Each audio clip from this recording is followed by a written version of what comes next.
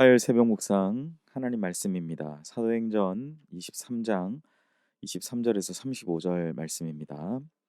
신약 성경 229면에 있습니다.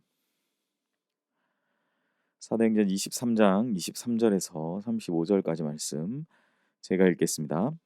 백부장 둘을 불러 이르되 밤 제3시에 가이사랴까지 갈 보병 200명과 기병 70명과 창병 200명을 준비하라 하고 또 바울을 태워 총독 벨리스에게로 무사히 보내기 위하여 짐승을 준비하라 명하며 또 이 아래와 같이 편지하니 일렀으되 글라우디오 루시아는 총독 벨리스 각하께 문안하나이다.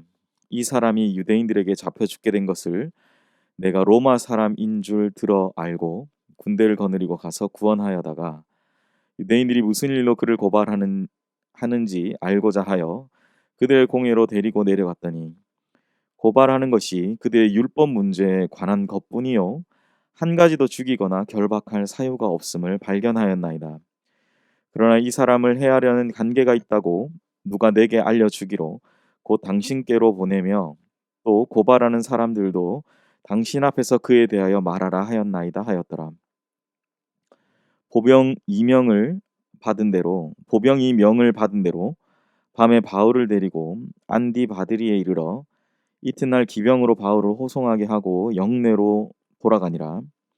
그들이 가이사랴에 들어가서 편지를 총독에게 드리고 바울을 그 앞에 세우니 총독이 읽고 바울더러 어느 영지 사람이냐 물어 길리기아 사람인 줄 알고 이르되 너를 고발하는 사람들이 오거든 내 말을 들으리라 하고 헤롯 궁에 그를 지키라 명하니라.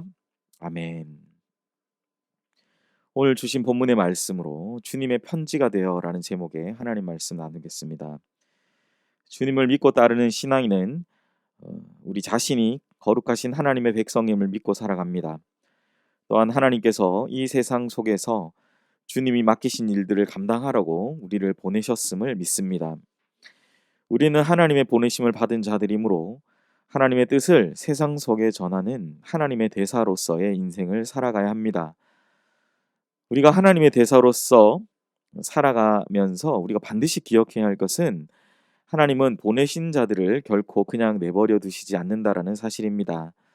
오늘 본문에서 천부장은 바울 사건을 총독에게 넘기기로 결정합니다. 그리고 당시의 관례에 따라 총독에게 편지를 써서 보냅니다. 그 편지는 글라우디오 루시아가 총독 벨리스에게 각하라는 존칭을 사용하면서 정중하게 작성된 편지였습니다. 편지 형식은 당대의 공적인 문서 양식을 그대로 따른 것으로 천부장은 바울이 위협당하고 또 고소당한 이 사건을 매우 신중하게 다루고 있음을 보여줍니다. 천부장은 바울을 호송하기 위해서 2명의 백부장에게 호위대를 꾸려서 벨릭스 총독에게 호송할 것을 명령합니다. 그리고 총독에게 올바른 재판의 결정을 내려달라고 간청하죠. 천부장은 바울에게 당할 만한 죄가 없음을 확신하지만 그 바울을 죽이려는 유대인의 관계가 드러났기 때문에 총독에게 넘긴다라고 그렇게 서술을 하고 있는 거죠. 천부장이란 편지는 하나님께서 바울을 돌보시기 위해 사용하신 매개체가 되었습니다. 앞서서 제가 말씀드렸죠. 하나님께서 보내신 그 자들을 결코 그냥 내버려 두시지 않는다라는 것을 우리는 오늘 본문에서 사도행전 곳곳에 그러한 것이 드러나 있지만 오늘 본문에서도 또한 확인할 수 있는 거죠. 편지는 누군가에게 그 마음을 전달할 수 있는 역할을 합니다. 바울은 사명자로서 세상의 보냄을 받은 그리스도의 편지라고 고린도후서 3장 3절은 기록하죠. 바울은 천부장의 편지에 비교할 수 없는 그리스도의 편지로서 하나님을 대변하고 하나님의 권위와 그분께 받은 사명을 이 세상에 드러내도록 보냄받은 그러한 사람이라는 것이죠.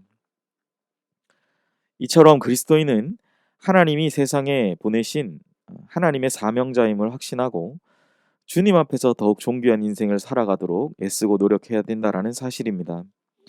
보내심을 받은 자는 보내신 자를 드러내기 때문이죠.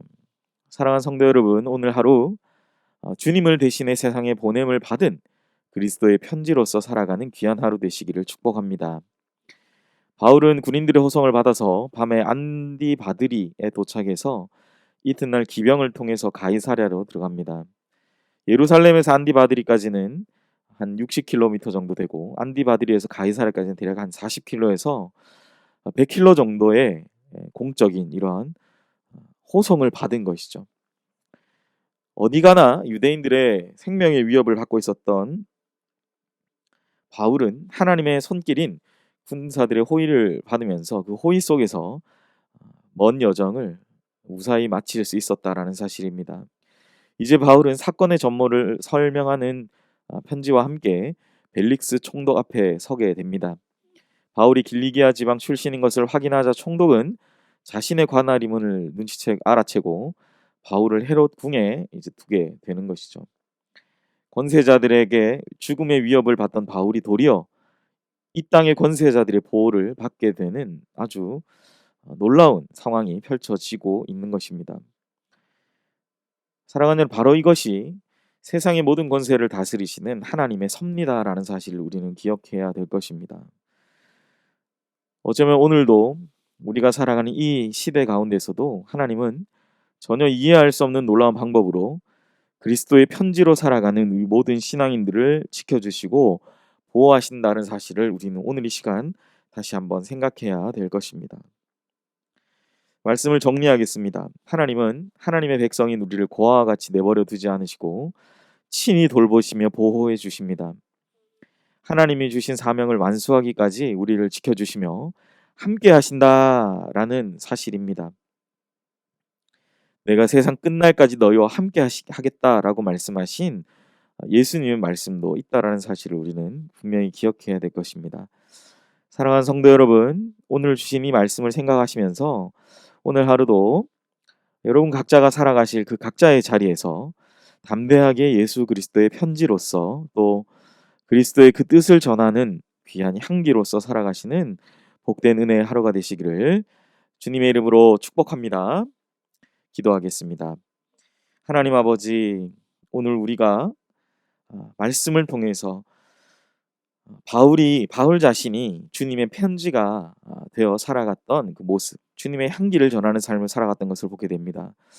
오늘 전부장은 총독에게 바울 사건을 넘기면서 자신의 마음을 담은 그 당시의 공적인 문서로 편지를 보냈지만 그 편지로 말미암아 바울은 세상의 보호를 받게 되는 것, 하나님의 뜻에 따라 세상의 권위자들의 보호를 받게 됐던 것을 우리가 보게 됩니다. 바울은 주님의 편지가 되어 살아가기를 작정했는데 그 세상 가운데서 늘 박해와 고난 가운데 있었지만 이제는 그로부터 보호를 받는 그러한 상황들, 정말 이해할 수 없는 그런 상황들이 연출되는 것을 오늘 말씀을 통해 보게 되었습니다. 오늘 하루 우리 성도님들 각자의 자리에서 주님의 편지가 되어 살아가는 귀한 은혜를 허락하여 주시옵소서. 그 가운데 하나님이 보호하시고 지켜주시는 은혜가 가득한 그러한 복된 하루가 될 수 있도록 모든 성도님들 각자의 생업의 자리에서 또 각자의 직장의 자리에서 하나님의 은혜로 살아가는 모든 연희교회 성도님들 되게 하여 주시옵소서. 감사드리며 예수님의 이름으로 기도합니다. 아멘. 이 시간 우리 함께 기도하실 때 자막을 보시면서 기도하겠습니다. 먼저 우리 들은 말씀 생각하시면서 주님의 뜻을 전하는 주님의 편지가 되어 예수님의 향기를 전하는 아름다운 이 봄날 되게 하여 주시옵소서 기도하시고, 두 번째, 새로 부임하시는 박지훈 담임 목사님에게 하나님의 은혜와 능력이 충만하게 해달라고 기도하시기를 바랍니다. 세 번째, 코로나의 상황이 또 4차 유행이라는 그러한 말과 함께 확진자가 조금씩 늘어나고 있는 가운데 있습니다. 빠르게 하나님 종식되게 하시고 또 우리 교회와 모든 성도들 안전을 위해서 기도해 주시고, 세 번째 우리 최종상 윤명희 선교사님 사역과 또 가정을 위해서 기도하시고, 마지막 다섯 번째 우리 환우를 위해 기도하실 때 신재창 장로님 허리 수술 후에 회복과 치유를 위해서 장로님 위해서 기도해 주시기를 바랍니다. 우리 함께 기도하겠습니다.